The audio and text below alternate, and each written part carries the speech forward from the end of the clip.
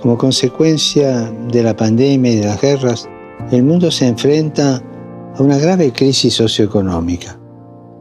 Todavía no nos dimos cuenta.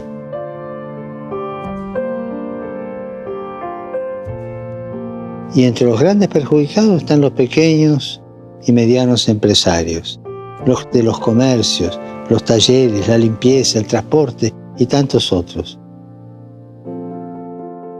Los que no salen en las listas de los más ricos y poderosos, y a pesar de las dificultades, crean puestos de trabajo, manteniendo su responsabilidad social.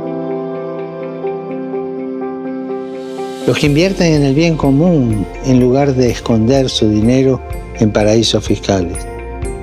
Todos ellos dedican una enorme capacidad creativa a cambiar las cosas desde abajo, desde donde siempre sale la mejor creatividad. Y con valor, con esfuerzo, con sacrificio, invierten en la vida generando bienestar, oportunidades y trabajo.